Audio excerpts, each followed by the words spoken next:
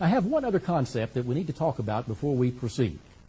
That's data relationships. A data relation is a way of tying information together from two or more tables. It lets us reduce redundant data storage, it makes data more manageable, and it again allows you to pull information from various sources and put it together on one form, one screen, one data entry area. Relationships are very important in Access. Let's see if we can understand how that works. Suppose we have a relatively simple database I'll call Sales Contacts. It contains two tables. One is a company table, which stores information about individual companies, and the other I like to call the people table. These are the people who work for these particular companies. The company may include data such as the name and address of the company, the telephone number, the type of products the company sells, that sort of thing. In the people table, we have people names, and we have addresses and phone numbers if they're different from those in the company, but we also have a very important data element. It's called the company key or the company ID field that shows that this person works for a company called USIT, US Internet. This person works for US Internet. So now we don't have to store with each individual person data about the company, such as the address, the main company number, because we know by looking at this where that person belongs. Relationships, data table relationships, an interesting way of relating information within a live database.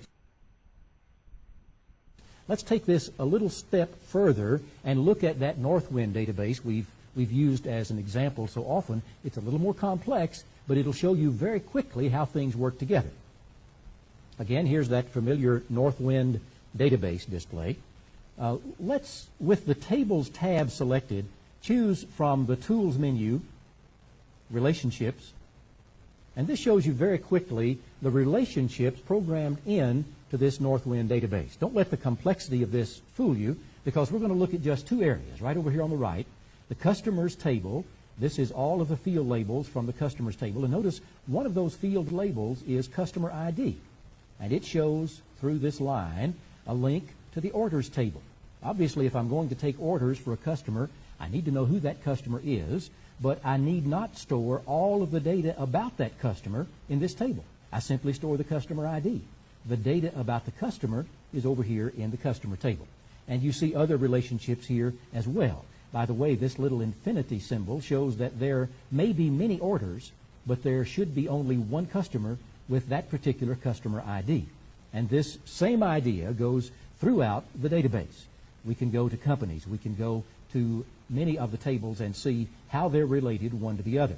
Let's just look at that again. If we open another table, say the Orders table, I double-click Orders, I get something that shows the order ID. Remember, that's related also. And then the customer.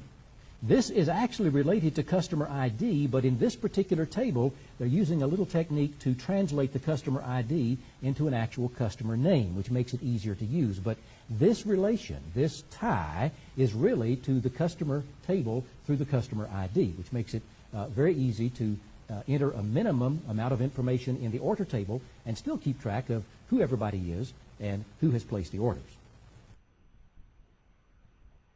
Well, I think you get the idea. This database thing can be fairly complex or fairly simple, and we've come a long way. We've talked about using Access, loading Access. We've talked about actually loading a database into the Access program, browsing through this database and looking at the various objects there. I hope you'll do some more of that. That's the way you'll become comfortable with this new software product.